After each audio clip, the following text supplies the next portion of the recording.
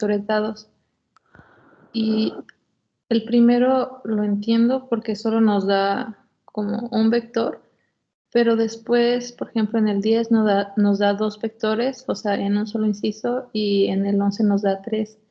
Entonces, allí tengo duda qué es lo que tengo que hacer, si sacar como el vector resultante de esos dos primero, ya después sacar el unitario y el ortogonal, o qué. Ahí me confundí.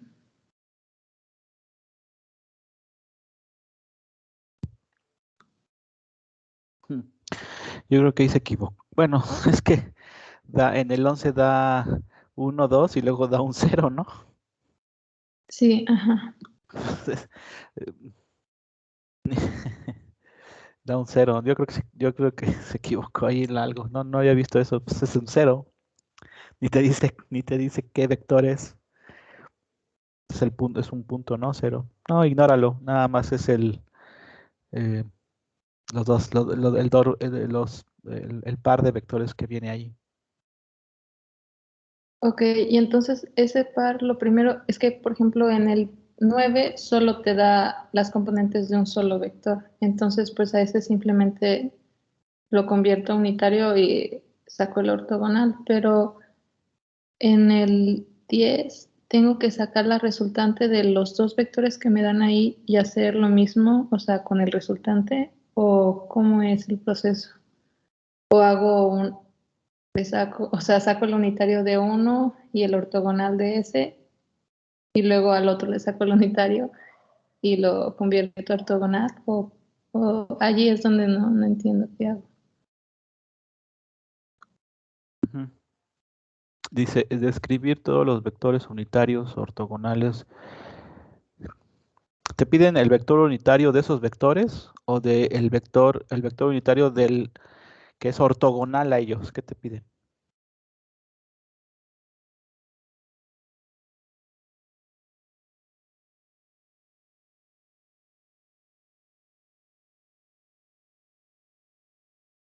¿Ahí sí me escuchaste?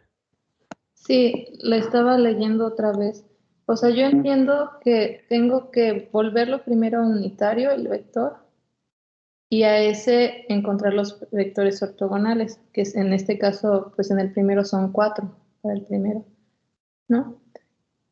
Puede ser, pero pues, no tienes que sacar el vector unitario de los originales necesariamente. Sí los puedes hacer, pero pues más el que te piden es el vector unitario el vector unitario ortogonal, ¿no? O sea, de los Ah, vectores originales puedes sacar el vector ortogonal y ya que lo tienes, este, saca su magnitud y luego lo divides para hacerlo unitario, ya de la ortogonal nada más.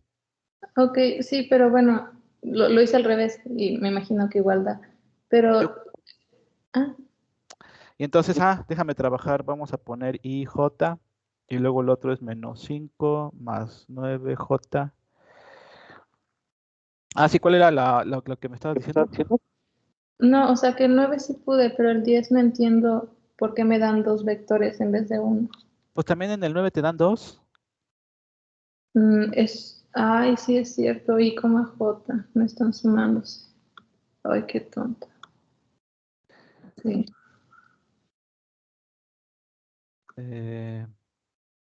Sí, siempre te tienen que dar 2 vectores, pues si no, lo que pasa es que el primero es muy sencillo, ¿no? O sea, es el primero es I, J. Eh, de hecho, de aquí yo sé que los dos vectores ortogonales es el vector K o menos K, ¿no? Eh, o sea, si tú tienes el vector, los vectores unitarios I, J, que son los que coinciden con los ejes X y Y, el vector ortogonal unitario ya es K en la dirección Z o K o menos K en la dirección menos Z, ¿no? más formalmente, lo que tienes que hacer es el producto punto entre estos dos vectores. Entonces, formalmente tú tienes que escribir, ¿no? O sea, el vector U, llamémosle, es igual a 1 en la dirección I más, y ya es todo lo que tiene. Entonces formalmente tiene 0 en la dirección J y 0 en la dirección K.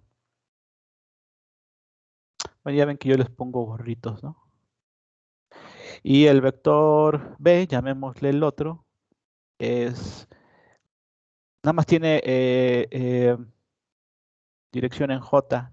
Eso significa que tiene 0 formalmente en la dirección Y, o sea en X. Tiene 1 en J y 0 en K. Entonces, para sacar el vector perpendicular, tú tienes que hacer el producto cruz, ¿no? Pues hay dos opciones, o sacas el producto cruz de U por B, producto cruz, o el producto cruz de B por U. Ahora sí que aquí la multiplicación, el orden de la multiplicación se altera a lo que te sale, ¿no? Entonces, en el primero, formalmente tú escribes el determinante de la matriz eh, compuesta por la primera fila es IJK, y luego la segunda es en los componentes del vector U, en ese caso es 1 en I y 0 acá, y de B es 0, 1, 0, ¿no?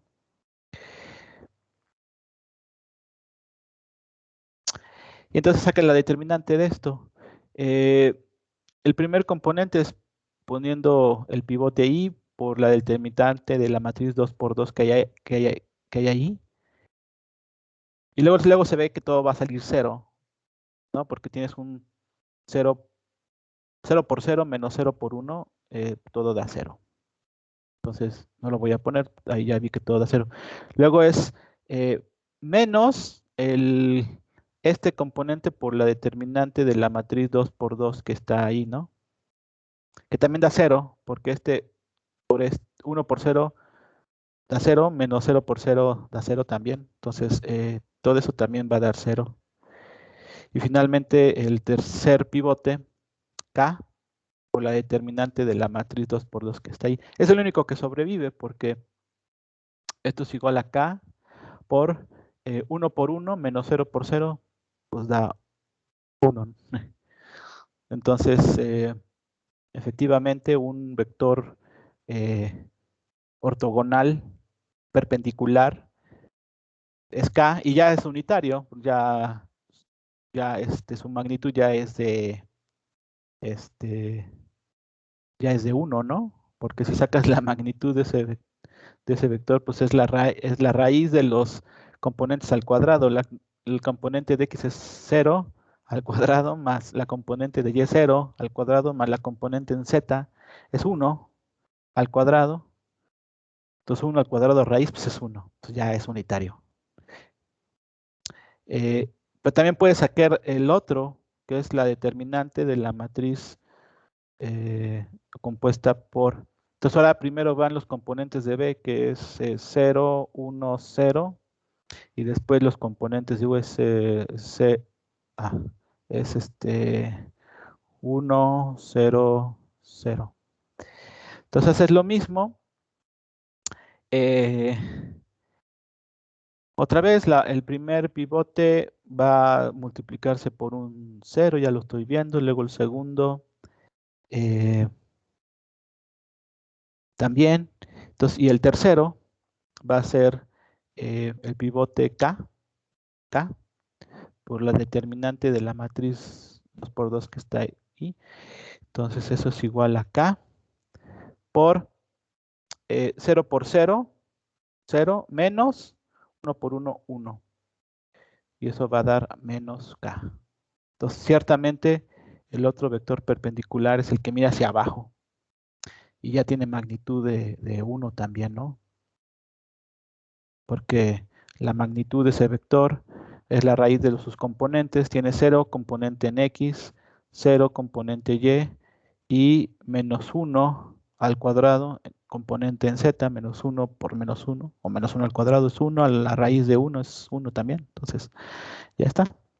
Y es lo mismo en todos los demás. Los demás seguramente vas a tener que sacar su magnitud. O sea, la raíz de la suma de los cuadrados, y entonces para hacerlo unitario, cualquier vector entonces lo divides entre su magnitud, ¿cierto? Cada componente lo divides entre su magnitud. Y ya, así ya te sale unitario, ¿no? Si no mal recuerdo, ¿no? Sí, muchas gracias, ya vi lo que hice. Sale. Pues es para que repasen lo de los vectores ortogonales, que es el producto punto, ¿no? El producto cruz, perdón. Ajá. Por cierto, apenas hoy en la mañana, hace como una hora, pasé el ejercicio de los otros, que no me acordé. Y dije, ay, voy a pasar el segundo ejercicio donde vienen más ejercicios. Pero bueno, de modo. ¿Algo más?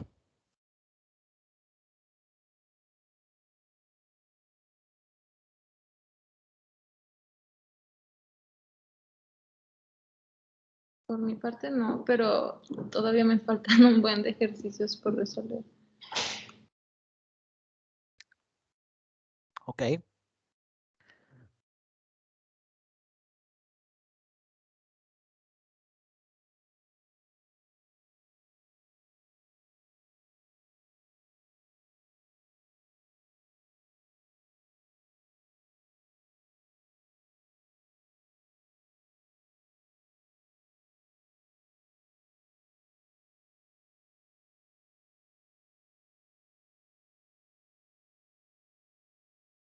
Creo que ya no hay más dudas.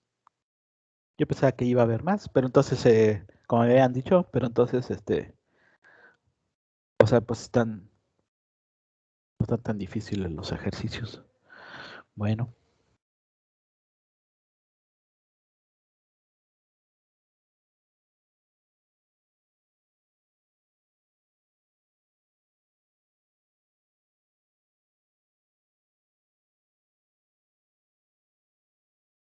ok. Hasta aquí arreglando unas cosas.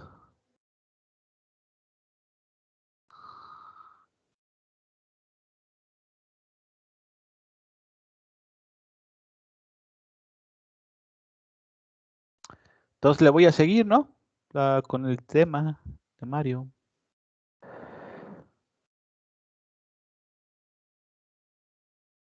Pues sigamos con el tema, ¿no, profe? Pues sigamos. Sí. Entonces, bueno. Entonces ya me van diciendo, ¿no? ¿Qué día de la próxima quieren el examen? Cuando quieran, nada más avísenme. Eso sí. Perdón, en cuanto a eso, los temas que van a venir son obviamente hasta donde se quedó en los apuntes y los ejercicios que nos mandó. No sé bien los ejercicios, o sea, a lo mejor vienen mezclados, pero hasta aquí, O sea que nos basamos hasta mejor ahí. en sus apuntes. Ujú. Ya los ejercicios correspondientes, pues ahí los van viendo. Yo creo que sí es el ejercicio 1 y 2 que les pasé.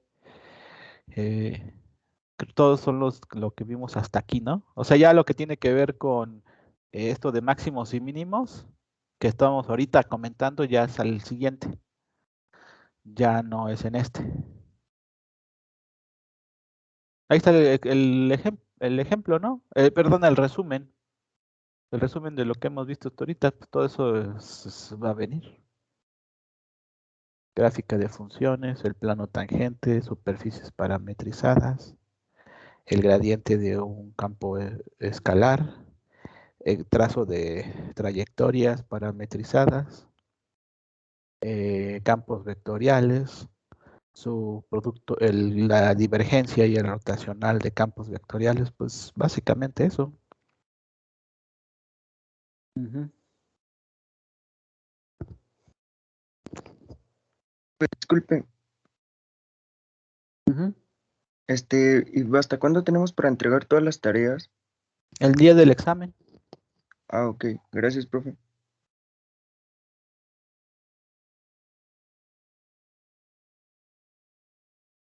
Bueno, muy bien. Entonces,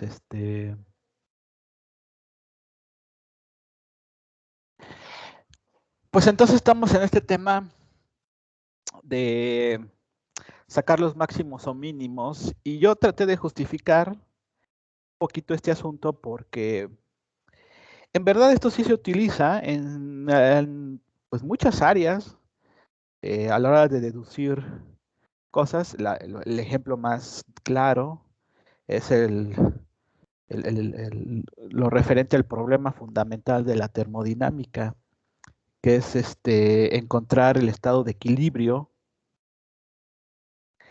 Y el estado de equilibrio se encuentra el, se encuentra minimizando la energía interna, y minimizando, el punto donde se minimiza la energía interna. Entonces, cuando decimos minimiza, eso es un extremo, ¿no? Y se saca con la primera derivada igualada a cero. Por cierto, el, el,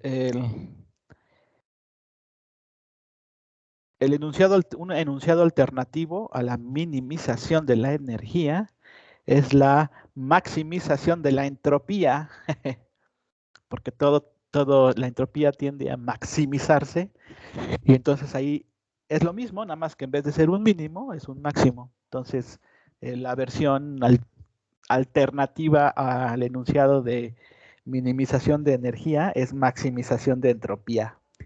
Pero bueno, eso es más el tema de la termo. Pero entonces, es importante en esos problemas porque así encuentras los puntos de equilibrio. Entonces, un poquito un poquito la justificación.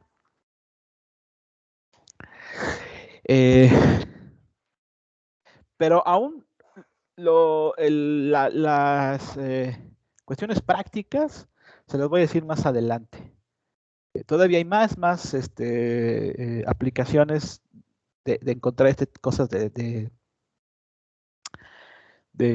tipo máximo o mínimo, sumamente fundamentales y a veces importantes. Por ejemplo, quizá nunca han tenido eh, problema. No, me estaba tratando de acordar de cómo está enunciado. Lo vamos a ver. Creo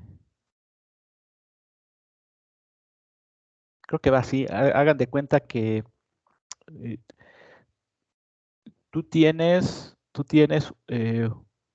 trabajas en la industria alimenticia y en particular en el área de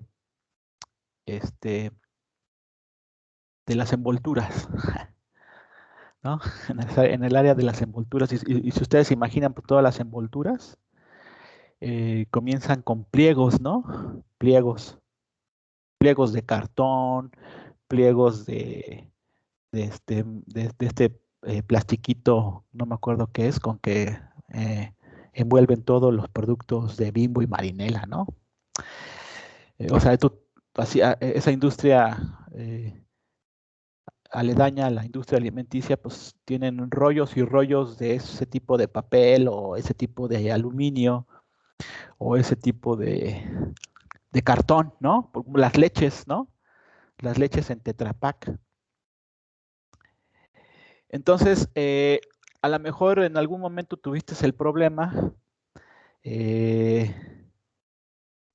de tú tienes cierta área disponible, tú tienes cierta área disponible y ese pliego tú lo vas a tener que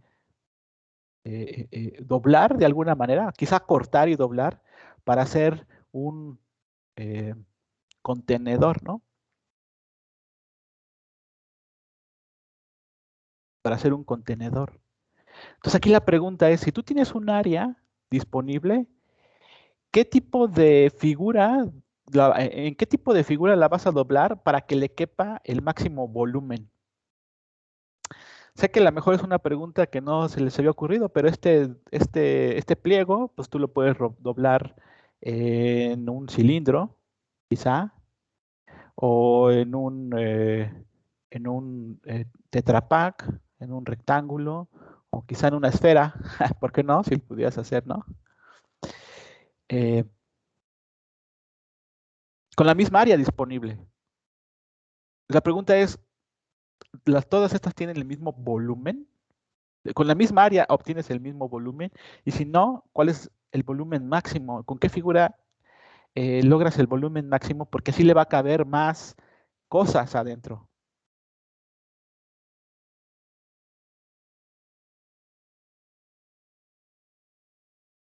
¿No? Esto es un ejemplo rápido que me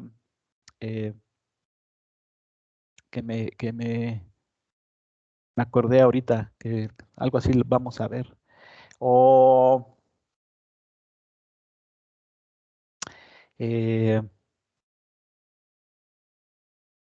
hay otro que, bueno, o sea, esos son ejemplos de escuela. No es que lo vayan, no me sé ahorita un ejemplo explícito para biofísica, ¿no? Pero son ejemplos de escuela, que quizá nunca se topen o quizás sí.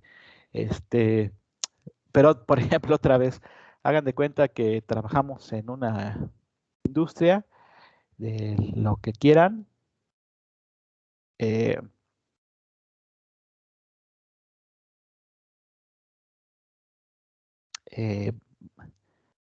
Banquitos de mesa, no sé. Y entonces, para hacer esos banquitos de mesa, tú necesitas, a ver si me acuerdo de este ejemplo, tú necesitas eh, pagarle a ciertos, tu costo de producción es, haz de cuenta que lo puedes poner muy sencillo, es pagarles a personas, porque tienes trabajadores, más el material, ¿no? Al material.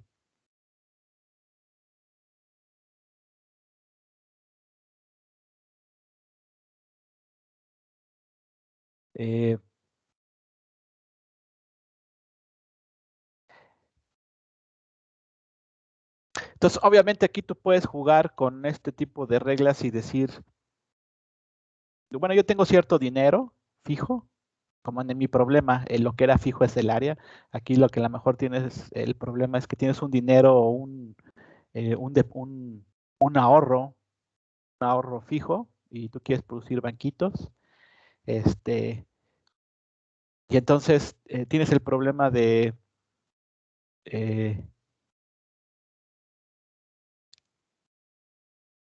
si ese ahorro, ese es tu dinero que tienes, lo vas a dedicar más a las personas y menos a los materiales, o vas a dedicarle más a los materiales y menos a las personas. Vamos a ver este problema, luego te enfrentas a este dilema. Compro más material, este dinero que tengo lo hago para comprar más material, pero voy a comprar menos, voy a tener menos empleados. O me agarro más empleados, pero voy a comprar menos material. Pero sucede que hay una fórmula de eficiencia y lo que tú quieres maximizar es la eficiencia, maximizar la eficiencia. Entonces otra vez, con este tipo de de herramientas, de mínimos y máximos. Aquí en este caso va a ser un máximo otra vez. Vas a encontrar el punto óptimo, máximo, ideal, si quieres verlo, para encontrar el punto otra vez óptimo de que le pagues a tantas personas y compres tantos materiales. Y así te va a dar como que el punto óptimo para que tu dinero se utilice con más eficiencia.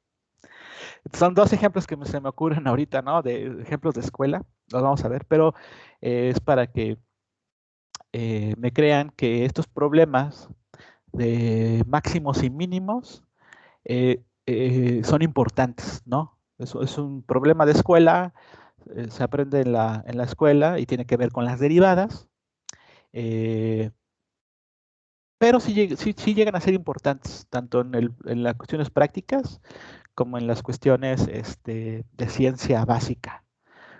Ya lo dije, ¿no? O sea, cuando vean la teoría de termodinámica, pues van a ver el rollo de que los estados de equilibrio es cuando la energía se minimiza. Entonces, otra vez, mínimo. Ajá, entonces, es importante. Bueno.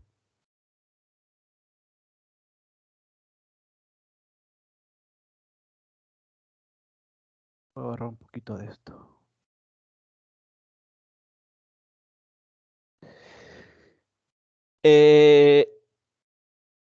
Sí, y ya, entonces estábamos en este ejemplo, ¿no? En este ejemplo. Z es igual a 2 por x al cuadrado más y cuadrado por el exponencial elevado a la menos x cuadrado menos y cuadrado. Y hasta lo dibujamos y se los enseñé en matemática y les decía que esa es la ecuación, es la función sábana de algo que se asemeja a la forma de un volcán. Y es más, por figura veíamos que el mínimo, un mínimo local bien definido se encontraba en el 0,0 para x y y, mientras que el máximo estaba comprendido por la cima del volcán y obviamente la cima tiene una forma de círculo, ¿no? Entonces esperamos encontrarnos con eso formalmente a la hora de que encontremos los máximos y los mínimos de esta función.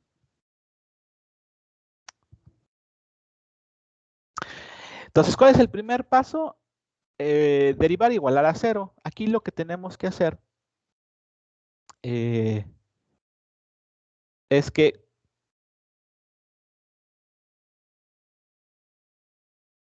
pues hay dos, ¿cómo se llama? Hay dos derivadas. Entonces tenemos que hacer, porque es la derivada de la función o el z con respecto a x y la derivada de la función con respecto a y. Entonces hay que realizar las dos y después igualarlas a 0. Ok.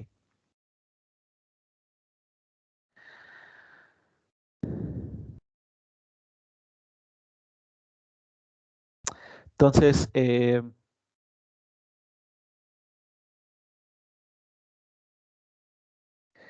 aquí está la derivada con respecto a x, ¿no? Entonces, pues hay que hacer la talachita. Aquí tenemos un término y tenemos otro, por ejemplo, lo puedo separar en dos. Entonces, el primero por la derivada del segundo, más el segundo por la derivada del primero, ¿no? Todo con respecto a x. Entonces, si lo hacen con cuidado, les da esto. Otra vez es la derivada de 2 de la multiplicación. Entonces, el primero por la derivada del segundo, más el segundo por la derivada del primero. Ahí está. Y después lo que pueden hacer es factorizar el exponente, porque están los dos lados. Entonces, lo pueden factorizar. Después, inclusive por ahí pueden factorizar un 4, que aquí hay 4, entonces lo pueden factorizar. Y les queda esta ecuación, ¿no?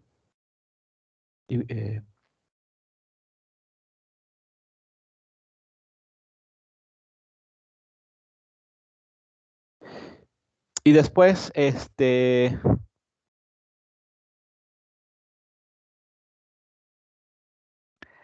sacan la derivada con respecto a y y hacen lo mismo, algo semejante a lo que se hace para sacar la derivada con respecto a x. O sea, también van a tener que derivar el primero por la derivada del segundo, más el segundo por la del primero, nada más que ahora con respecto a y. Y lo que les va a salir es esa ecuación. Entonces tienen las dos ecuaciones aquí, ¿no?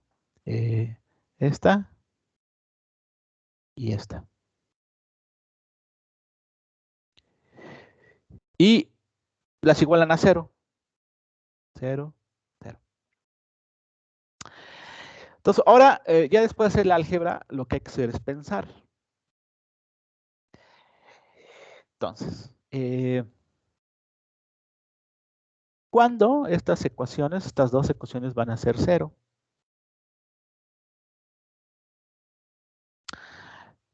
Bueno, luego resalta que si x es 0 o y es 0, como está multiplicando aquí a todo, pues todo se va a volver 0. Entonces, una condición de un punto estacionario es cuando x y y, o x igual a y, igual a 0. O sea, ambas x y y son iguales a 0. Entonces, resalta luego ese tipo de cosas. Pues, se están multiplicando. Ahí, creo que borré más.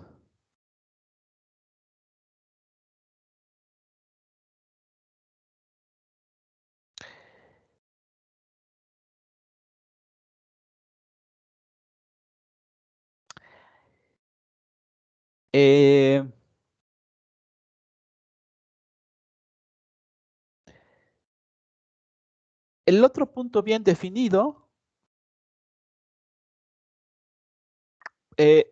bueno, tengo que quizás hacer una aclaración. El exponencial es negativo, entonces la única forma en que esta parte se vuelva a 0 es cuando x y y tienden a infinito, ¿no? Porque e a la menos algo tiende a 0 cuando el exponente tiende a ser muy grande por el signo negativo. Pero eso lo vamos a dejar aparte porque no es un punto bien definido, ¿no? Entonces, en el problema no lo tomaríamos en cuenta como un punto definido. Entonces, aquí un punto definido es el 0,0. Y el otro es esta parte, que de hecho es la misma en ambas ecuaciones, ¿no? Es 1 menos x al cuadrado menos y cuadrado. Que por cierto, esto lo puedo factorizar y poner 1 perdón, 1 menos x al cuadrado más y al cuadrado. O sea, factoriza el negativo, ¿no? Y entonces ese término se va a volver 0. ¿Cuándo? Pues cuando x al cuadrado más y cuadrado sea 1, ¿no? ¿Por qué? Porque cuando x al cuadrado más y cuadrado sea 1, entonces va a quedar 1 menos x cuadrado más y cuadrado, pero si eso es 1, queda 1, 1 menos 1 es 0. Entonces, la otra condición es que x al cuadrado más y cuadrado sea igual a 1. Y eso efectivamente es la ecuación del círculo con radio de 1. Entonces, eso concuerda muy bien con lo que habíamos pensado ya viendo la figura. Está muy bien y de hecho, por la figura, sabemos que este es un mínimo y por el otro lado sabemos que esta ecuación de la del círculo no es ahora sí que sí, no es un punto nada más, es una serie de puntos que obedecen esta ecuación, ¿no? Entonces, como son varios puntos, esos puntos obedecen esta ecuación, que es la ecuación del círculo. Pues tú ves, entonces eso es un máximo.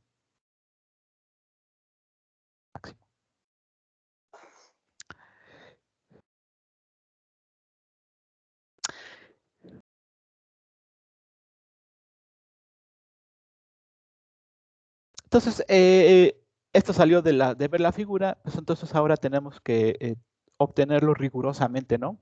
Por la cuestión de la segunda derivada. Acuérdense que el mínimo significa que estás en el hoyo, entonces cualquier hacia donde mires, lo único que puedes hacer es crecer. Entonces eso significa que la segunda derivada, las segundas derivadas, d mayor que 0. Mientras tanto que estás en el máximo, estás en la cima y lo único que puedes hacer es caer. Entonces eso significa que las segundas derivadas den menor a 0.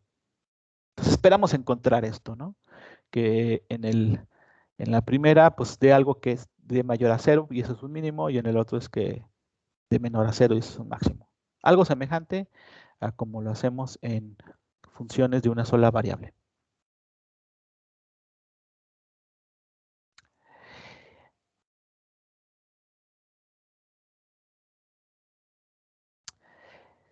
El pequeño problema que tenemos aquí es que van a salir cuatro segundas derivadas, ¿no? Entonces, en el caso en que deseemos emplear el criterio de la segunda derivada, que les dije, para saber si un punto estacionario es un mínimo o un máximo, nótese que para cada punto tendremos 4 ecuaciones. O sea, porque primero habíamos tenido la derivada de la función con respecto a x, y luego la derivada de la función con respecto a y. Ok, está bien. Pero luego, de la primera, nacen 2 segundas derivadas. Una que es la derivada de x de la derivada de x.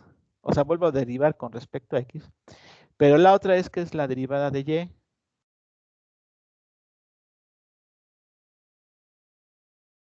O sea, la primera fue con respecto a x, pero la segunda fue con respecto a y. Y también de aquí de acá puedes hacer primero con respecto a x, primero con respecto a y y después con respecto a x. Y también puedes hacer las dos con respecto a y, ¿no?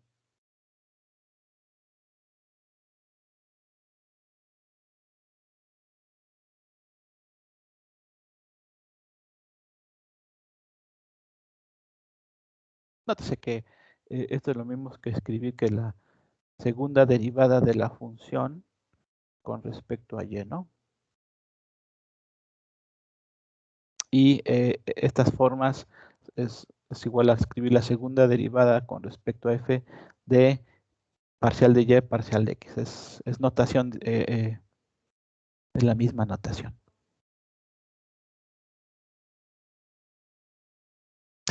Pero entonces, ¿qué rayos? O sea, tengo cuatro segundas derivadas. ¿Qué hago? ¿Qué hago? ¿Cómo hago? Entonces, o sea, para las funciones unievaluadas era muy fácil porque solamente tendría la derivada de la función con respecto a x, y la segunda derivada de la segunda derivada de la función con respecto a x. Y ya, y si esta daba positivo, era un mínimo, y si daba negativo, era un máximo, y se acabó, ¿no? Y bueno, y si daba 0, creo que no se podía decidir nada, o era un punto silla o algo así. Y ya. Pero entonces aquí que tenemos 4 segundas derivadas, entonces ¿cómo aplicamos, cómo generalizamos estas reglitas de mayor, menor a eso? Pero pues aquí tenemos 4, ¿no? ¿Qué hacemos con esas 4? Entonces ahí viene el análisis que a continuación les voy a presentar, ¿no? Entonces, primero, ¿cuál es el problema? Pues que tenemos 4 derivadas. Entonces ya no es tan sencillo o directo aplicar esto de, sí, la segunda derivada es mayor o la segunda derivada es menor. Sí, pero aquí tienes 4 derivadas. ¿Cuál eliges? ¿Eliges alguna? ¿Eliges todas? Entonces, ¿pero qué hacer? Tienes que idearte una manera, ¿no? Rigurosa. Entonces, bueno, pues con su pesar, pues les voy a... esto sí lo voy a demostrar como lo demuestra el tromba.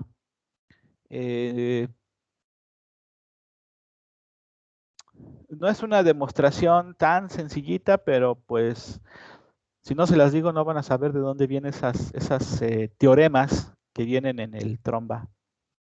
Entonces, pues ni modo, se las voy a decir. Lo que pasa es que para explicar bien esto y que me entiendan, tienen que haber visto en algún momento series de Taylor. Y cuando yo daba álgebra y trigonometría, enseñaba series de Taylor. Entonces ya aprendían, pero a lo mejor ustedes no las saben. ¿Las saben? ¿Las vieron? ¿Series de Taylor?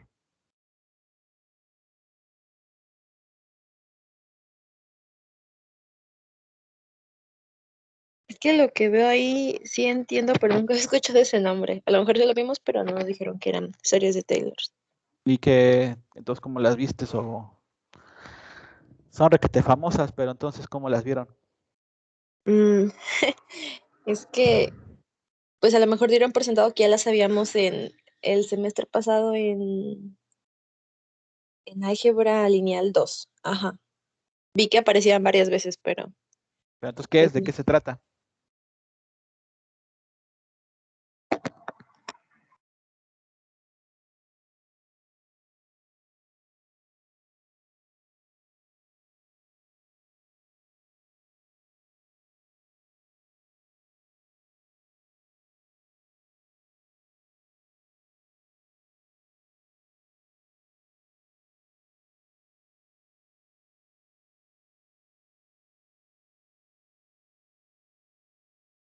Hola, hola.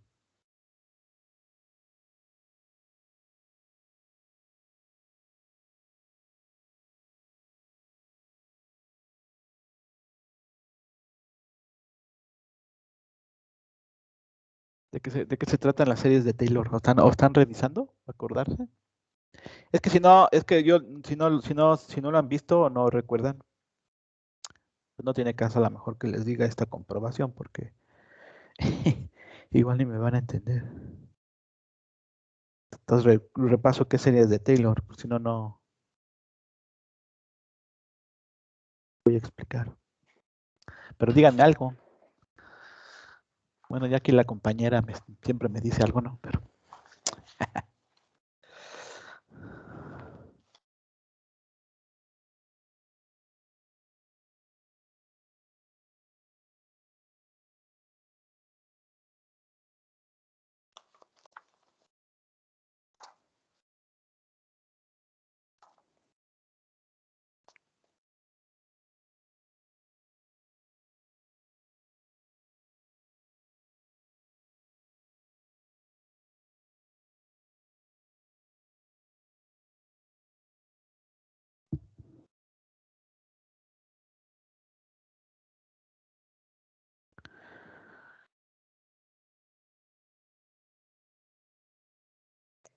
bueno, puedo decir que a lo mejor me recuerda un poco a la ecuación de Euler. Yo sé que no tiene nada que ver, pero cuando queríamos aproximar pues cuánto valía Euler, pues se parece un poco. Entonces, supongo que, bueno, lo usamos para aproximar ciertas cantidades, ¿no?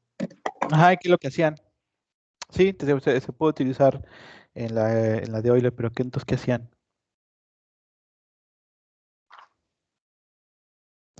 Pues con Euler checábamos, bueno, era la función, ¿no? Porque me acuerdo más o menos que se es que la de Taylor era f elevado a la n, son los números, el valor de, es que no me acuerdo cuánto era la enésima parte, supongo, por a sobre n factorial por x menos a la n factorial. Ok, bueno, Ese era. creo entonces que sí las vieron. Muy bien. No, pues, o sea, pero entonces, ¿qué? ¿Lo repaso o ya no lo repaso? Sí, sí podría repasarlo porque no me acuerdo del todo. Bueno, vamos a repasar las series de Taylor. Es que creo que como todo mundo utiliza series de Taylor luego, o sea, creo que es importante que lo entiendan bien. ¿Y por qué se usan? ¿O de qué rayos?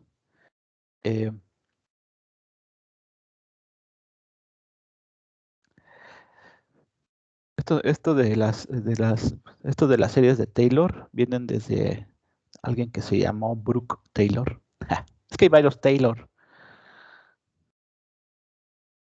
Hasta la Taylor Swift, ¿no? Brooke Taylor en el siglo XVIII, o sea, ya desde el siglo XVIII.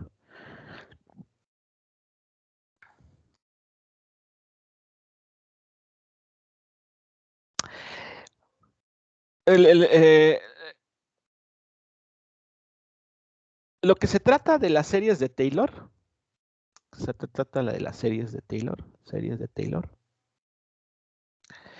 es que tú, cualquier función, bueno, no estoy siendo riguroso porque habrá funciones que no se dejen, pero muchas funciones, ¿cuáles? No, pues la que se te ocurra, el seno de X, o el exponencial, o el logaritmo, o el polinomio de grado 2, 3, lo que tú quieras. Funciones hiperbólicas, seno de X, por ejemplo. Todas estas expresiones, todas estas funciones, se pueden aproximar con un polinomio.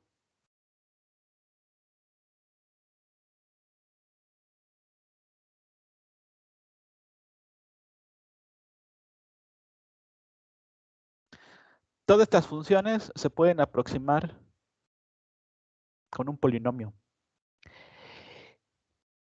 Siempre y cuando esté cerca de cierto punto de referencia, por eso les dicen en la vecindad.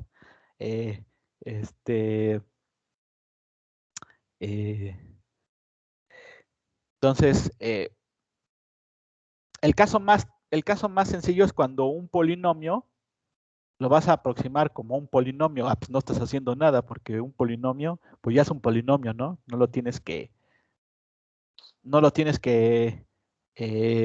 aproximar a un polinomio porque ya es un polinomio, ya es una función polinómica.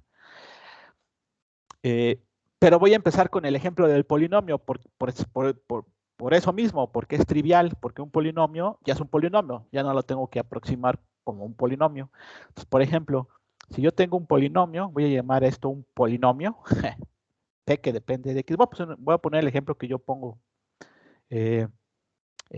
3 más 2x menos x al cuadrado más 4x a la cuarta.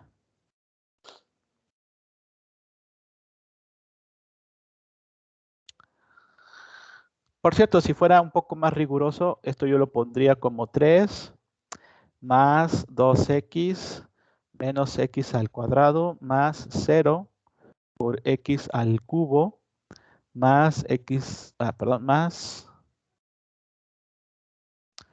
4x a la cuarta. Aquí lo único que hice es que estoy siendo muy sincero y decir que hay un coeficiente 0 que acompaña al término x cúbico, que no está originalmente porque lo multiplicas por un 0, ¿no? Para ser un poco formal y decir, bueno, aquí te estoy poniendo un polinomio en orden creciente del exponencial de x, ¿no?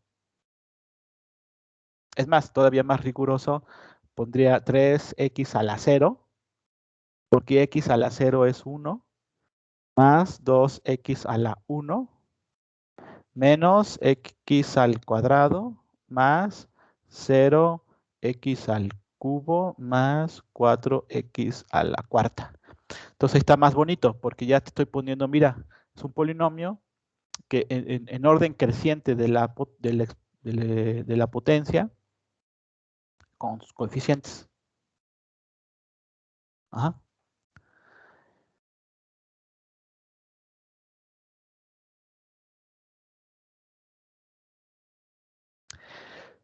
Entonces, miren, voy a hacer una tabla de algo chistoso. Voy a hacer una operación que van a decir, bueno, ¿y para qué se hace todo esto? Pero con esto voy a explicar lo de las series de Taylor. Repito, Lo que trata de las series de Taylor es aproximar cualquier función como un polinomio, pero un polinomio ya es un polinomio, entonces este es el ejemplo trivial.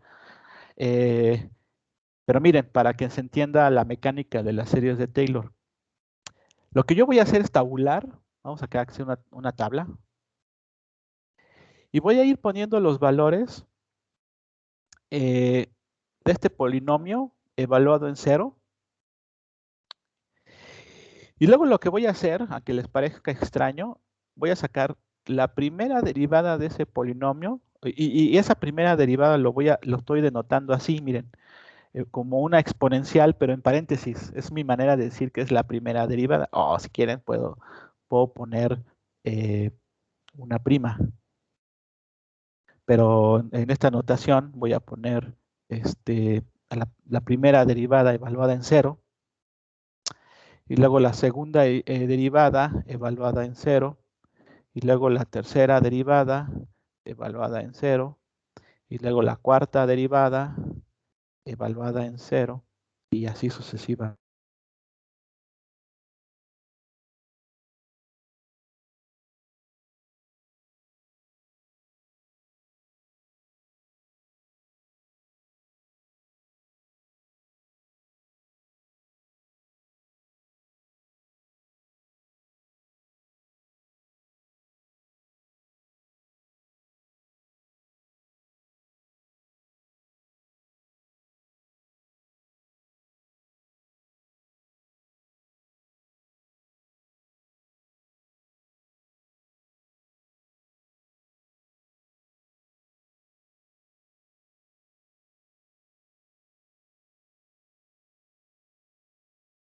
Creo que se fueron por un momento, ¿verdad? Sí, se dejó de escuchar. ¿Desde cuándo? Desde que estaba diciendo tabular, ¿no? Sí, ya cuando empezó lo de tabulación. Sí, bueno, lo bueno es que te avisa. Entonces, miren, vamos a tabular esto. Entonces, el polinomio evaluado en 0, en x es igual a 0, ¿cuánto es?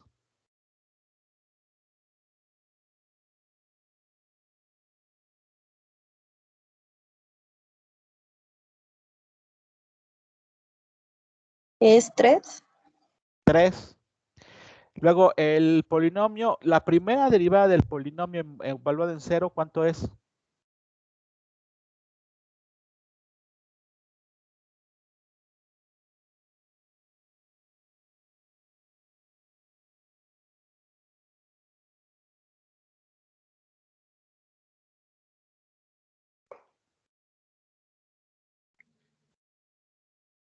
¿8?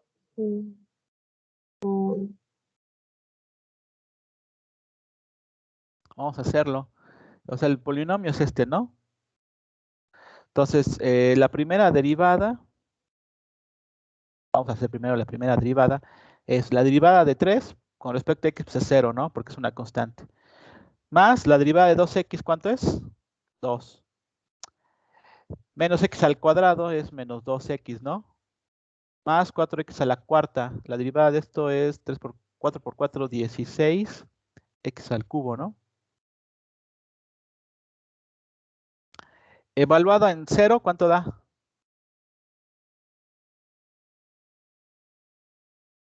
Da 2. 2. Luego vamos a sacar la segunda derivada y luego evaluar en 0. ¿Cuánto es la segunda derivada? La derivada de 2 pues es 0. De menos 2x es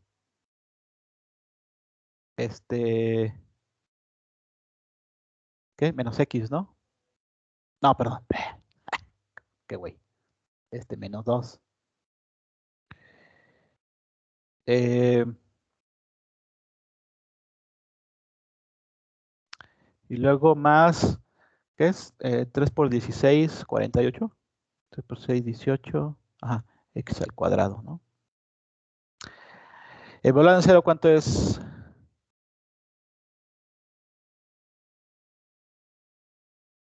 La segunda va a ser 2. Menos 2. Y luego la tercera es La derivada de menos 2 ya es 0 y 2 por 48, 2 por 8, 16, 2 por 4, 8, 9, 96x. Evalúa en 0.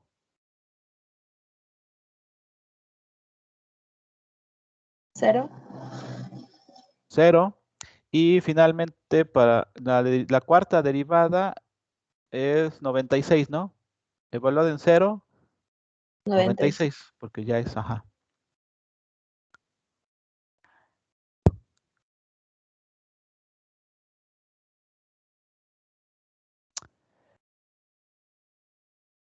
Entonces ahí hice algo, ¿no?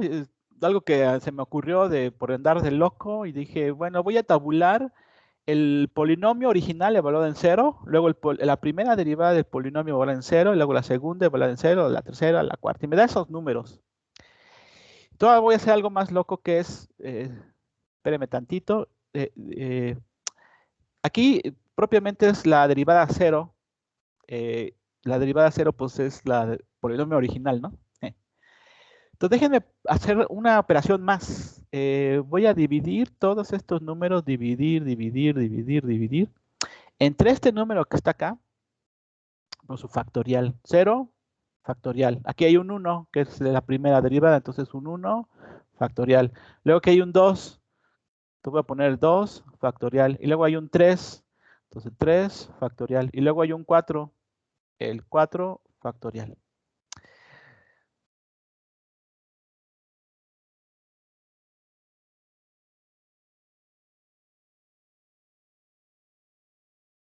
Y entonces, ¿esto cuánto es igual? ¿Cuánto es el factorial de 0?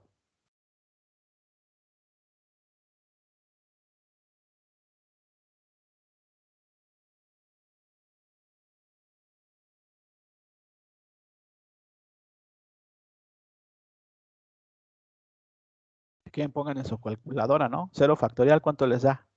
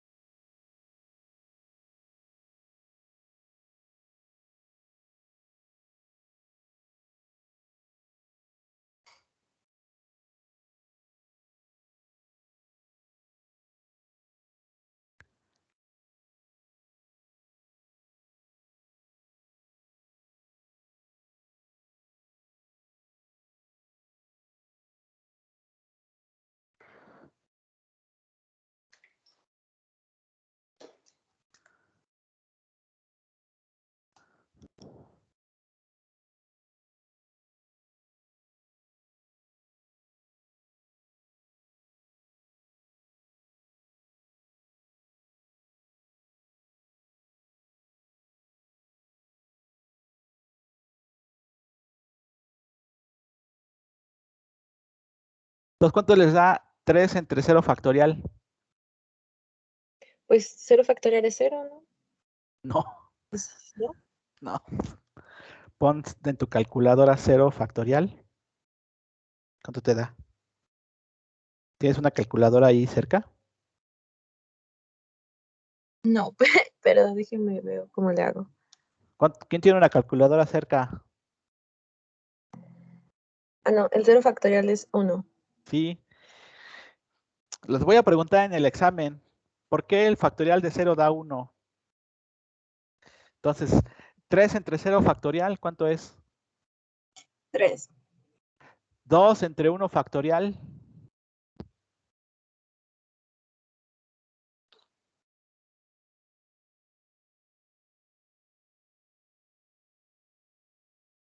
Dos. 2 menos 2 entre 2 factorial.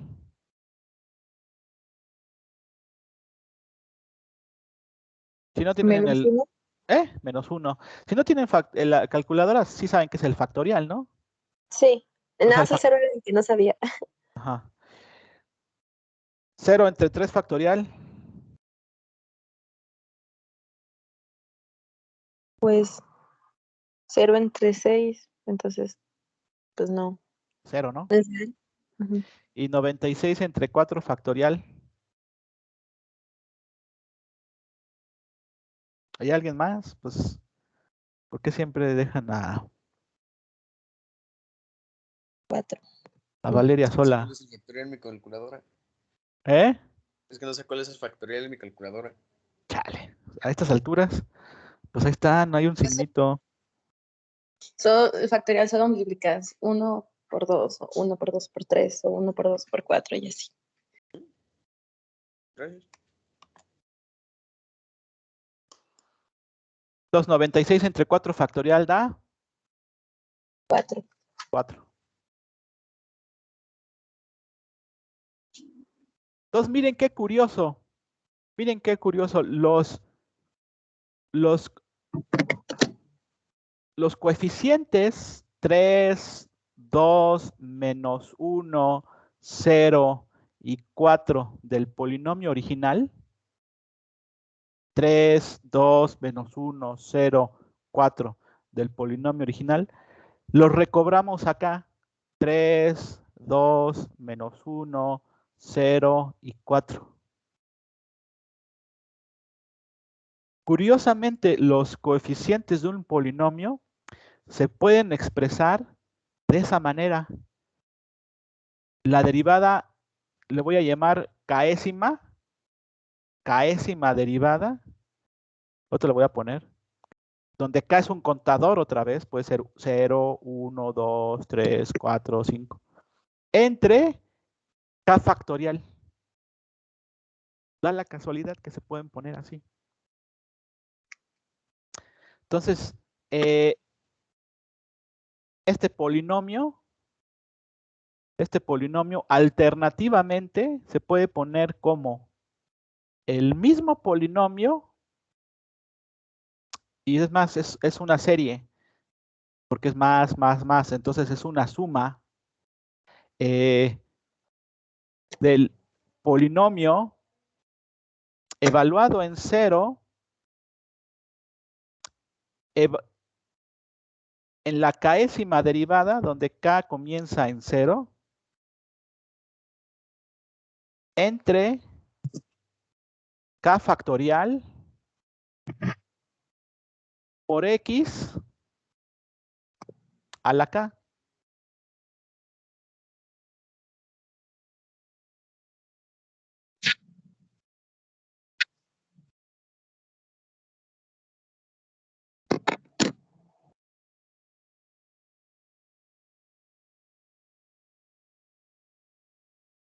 Vean que esto es cierto. Comiencen con k igual a 0. Entonces, ya vimos que todo lo que está entre paréntesis aquí da 3 por x a la k, pero k ahorita es 0, entonces es x a la 0. Es el primer término que teníamos. Más el segundo, cuando para k es igual a 1. Para k es igual a 1, ya también sabemos el coeficiente, es 2. Entonces, más 2, más k a la 1. Porque ahora k es 1 en todos lados aquí. Más, ahora k es 2. Entonces,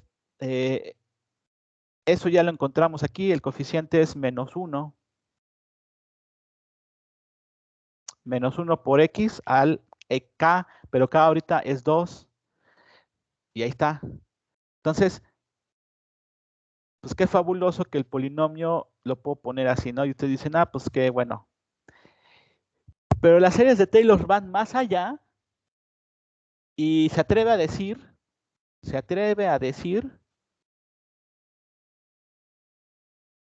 que cualquier función, aunque ya no sea un polinomio, se puede expresar de la misma forma. Sumatoria desde k igual a 0 de la función, ya no necesariamente tiene que ser un polinomio, es una función evaluada en 0 a la késima derivada entre k factorial por x a la k. Y esa es una versión simplificada de lo que le llaman las series de Taylor.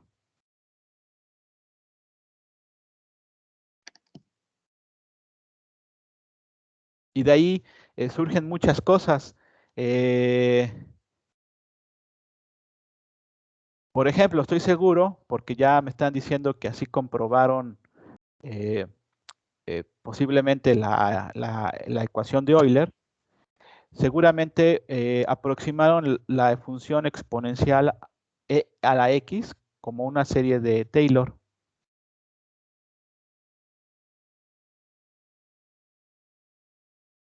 Entonces aquí también hicieron la tabulación, ¿no? Entonces tienen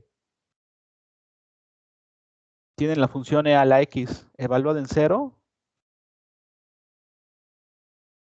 Entonces van poniendo para cuando k es 0, para cuando k es 1, para cuando k es 2, para cuando k es 3.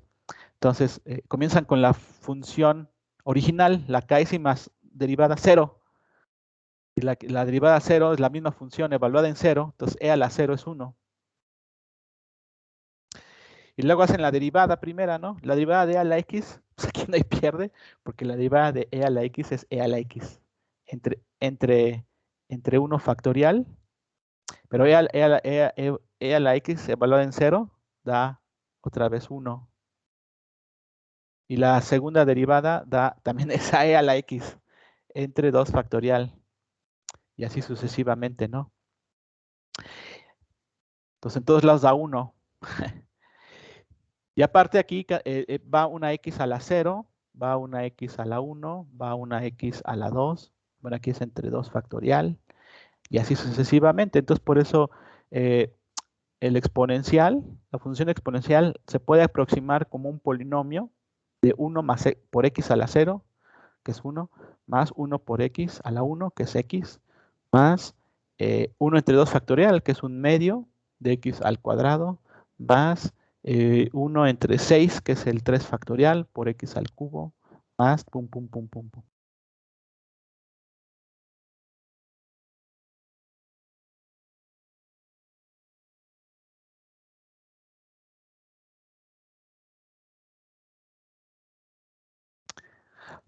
El razonamiento es que esto es igual, esto es cierto, siempre que estemos en la vecindad de x igual a 0. Siempre que estemos cerca del 0. Esto va a ser cierto. Un exponencial lo puedo aproximar como esta serie de polinomios con estos coeficientes. Eso es cierto. Pero siempre que no nos alejemos mucho del origen. ¿Sí?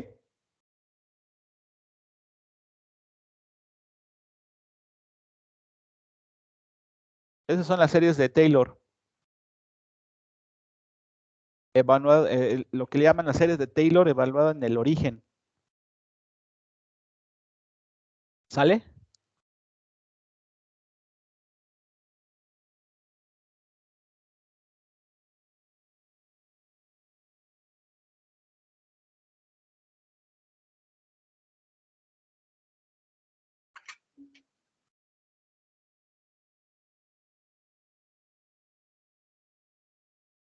Sí. Entonces, ya faltan 10 minutos, pero pues bueno, les voy a echar mi choro. Entonces, estamos con este problema de las segundas derivadas salen 4. Entonces, ¿qué hacemos? ¿Cómo aplicamos nuestra receta de que si es menor a 0 es un máximo o si es mayor a 0 es un mínimo? Pero aquí salen 4. Entonces, ¿qué hacemos? Bueno, el formalismo para dar con la nueva regla que les voy a enseñar es este que les voy a decir y espero que me agarren la onda. Vamos a construir todo un formalismo para llegar a algo útil, ¿no? Pues así son los matemáticos, construyen algo de la nada.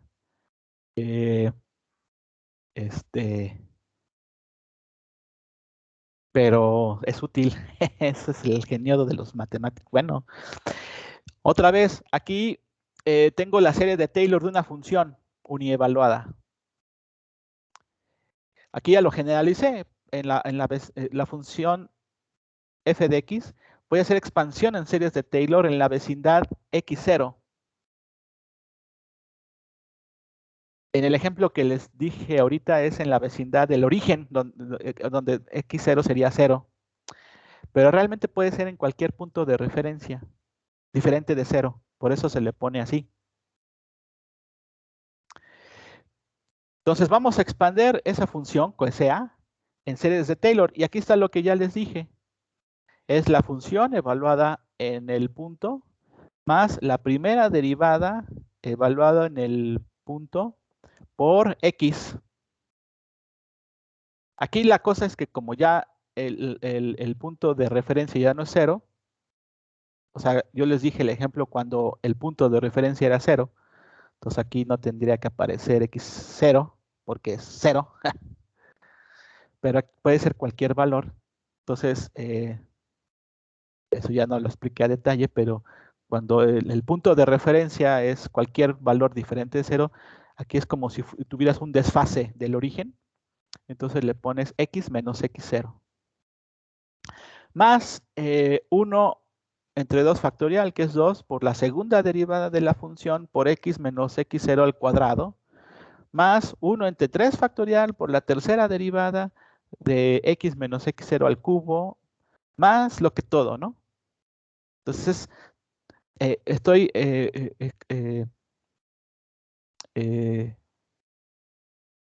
para mostrarles a dónde vamos a llegar, voy a empezar con un formalismo que implica las series de Taylor de una función y evaluada. Y es igual a una función que depende de x. Esa es la series de Taylor. En la vecindad de x0. De forma compacta lo puedo poner así, ¿no? Algo semejante a lo que ahorita les puse. Ok, sin...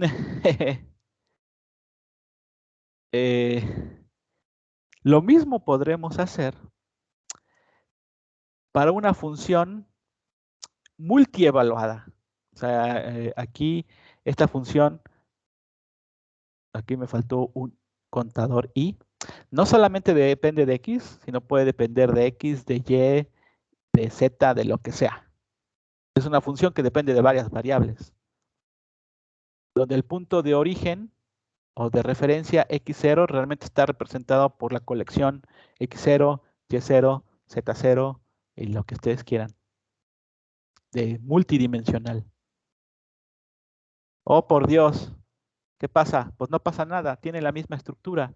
Lo que pasa es que aquí tenemos que ser cuidadosos porque, por ejemplo, entonces, ¿qué vamos a tener primero? Pues la función evaluada en el punto x0, y0, z0. Ok, eso está bien, porque nada más, en vez de tener x, ahora tengo x y y, por ejemplo, por una función z que depende de x y y, por ejemplo, que es lo que vamos a ver al final de cuentas. Pero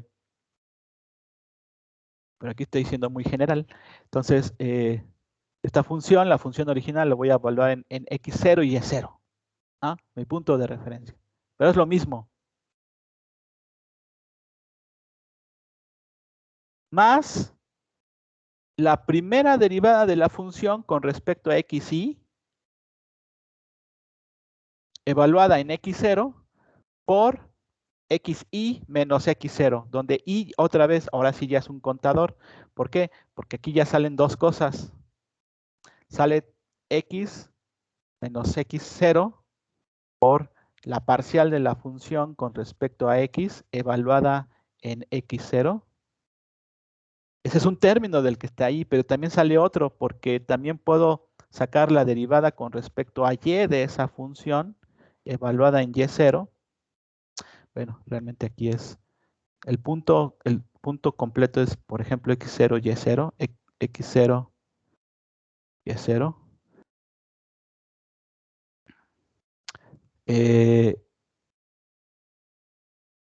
Por y menos y0.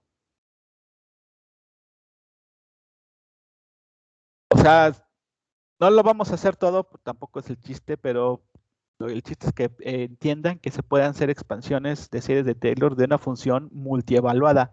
Es lo mismo, tienen la misma estructura, nada más que por un término que salían anterior, ahora salen dos, porque ahora tengo dos derivadas.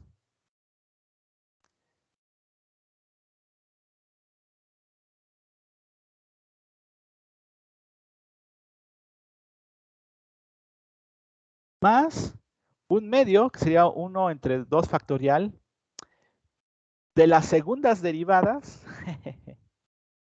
de xi menos x0 por xj menos x0, donde donde i y j ahora son dos contadores diferentes. Ahorita voy allá. Más las terceras derivadas, más las cuartas. Ok. Entonces, ya se puso bien feo, profe, ya no estoy entendiendo nada. Espérense. Entonces vamos a hacer este razonamiento. Fíjense, si estamos en el punto crítico, la primera derivadas van a ser 0, porque estamos en el punto estacionario. Vamos a suponer que estamos en el punto estacionario. Es una suposición. Vamos a poner que ya encontramos los puntos estacionarios y por lo tanto la primera derivada pues es 0, porque precisamente es la definición de un punto estacionario. Entonces este término se va a ir y solamente queda estos que están aquí.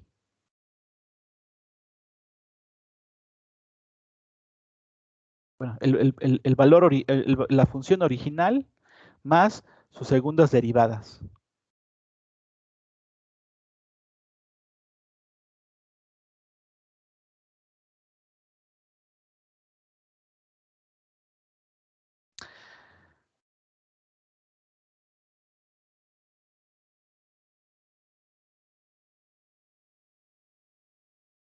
Para el ejercicio que vamos a hacer, vamos a suponer una función sábana, que es una función que depende solamente de x y de y.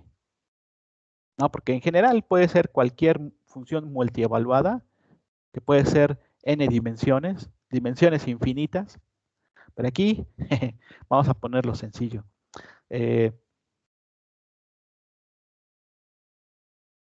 Es una función que solamente depende de x y de y. Y aún más, vamos a poner que x0 y y0, los puntos de referencia sean 0. Vamos a poder hacer la deducción con ese caso particular. Entonces, ¿qué tengo en su totalidad? Tengo, esta es parte ahí de mis notas. Tengo esto que está aquí, lo puedo poner como una función evaluada en el punto x0 y y0, pero ya dije que esto es como si fuera el origen.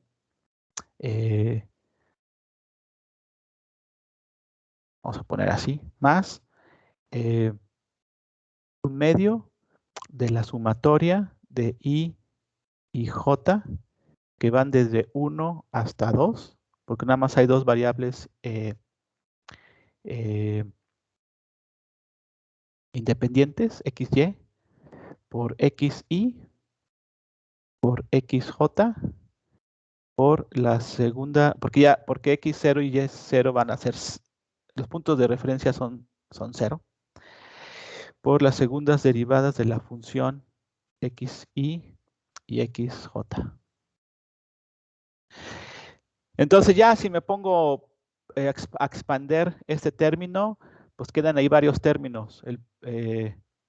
Por ejemplo, bueno, voy a ponerlo todos. El primero es cuando i y j sea 1. Entonces va a quedar x1 y x2. Perdón, x1 y x1. x1 es x y x2 es y, ¿no? Entonces, perdón. Cuando i y j ambos son 1, aquí va a quedar x1, o sea, x al cuadrado, por la segunda derivada de la función con respecto a x y con respecto a x. Ese va a ser un primer término. Otro va a ser ahora cuando i es 1 y j es 2. Entonces va a quedar x por y, por la segunda derivada de la función, entonces va a ser aquí 1 por x y otro por y. Luego puedo poner i como 2 y j como 1. O sea, estoy haciendo las 4 combinaciones posibles. Entonces queda y por x. por la segunda derivada de la función con respecto a x y luego con respecto a y. Y la última es, ahora cuando i y j ambas son 2. Entonces ese es un medio de y al cuadrado por, ya montoné aquí, la segunda derivada de la función con respecto a y solamente, y y y. Entonces realmente aquí hay cuatro, aquí lo puse de manera compacta, pero hay 4 componentes ahí.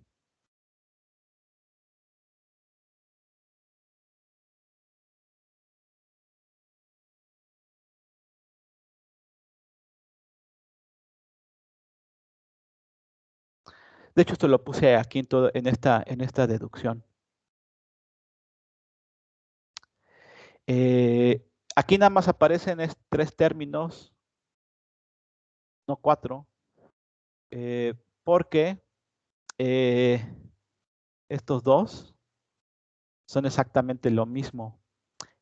Porque bueno, aquí está x por y, pero ahí sí es lo mismo que multiplicar y por x o x por y. Y sucede, todavía no lo hemos visto a detalle, pero sucede que las derivadas cruzadas, se llaman estas. Por ejemplo, yo tengo una segunda derivada de la función con respecto a x y con respecto a y. Esto da exactamente lo mismo que si derivo primero con respecto a y y después con respecto a x. Da lo mismo. Y vamos a hacer varios ejemplos de que van a ver que da lo mismo. Tengo una función, la derivo primero con respecto a y luego con respecto a x y me da algo. Y ahora tengo la función, la derivo primero con respecto a x y después con respecto a y. Da exactamente lo mismo. Ahí sí es independiente del orden en cómo haga la derivación. Se llama igualdad en derivadas cruzadas.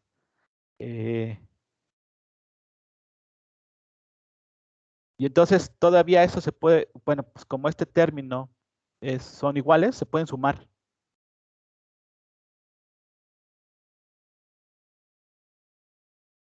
Entonces da este que está aquí. Ahí factoricé el 1/2 hacia afuera, ¿no? Y aquí lo puse en notación de que x2 es y. Pero bueno, lo que ahorita expliqué está aquí puesto.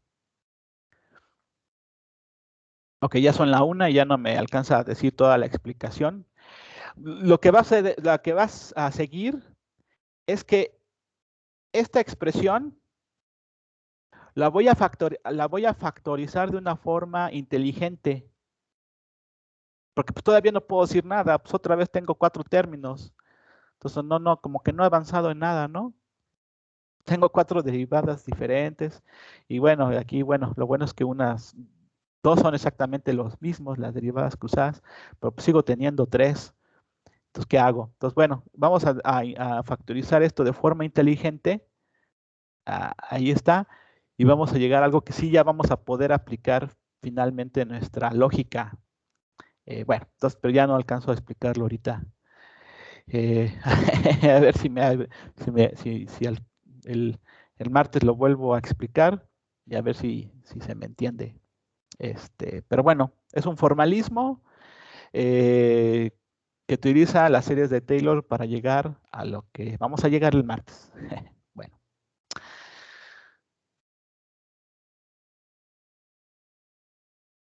Sí, muchas gracias. Nos vemos el lunes. Martes, bye. Gracias, profe.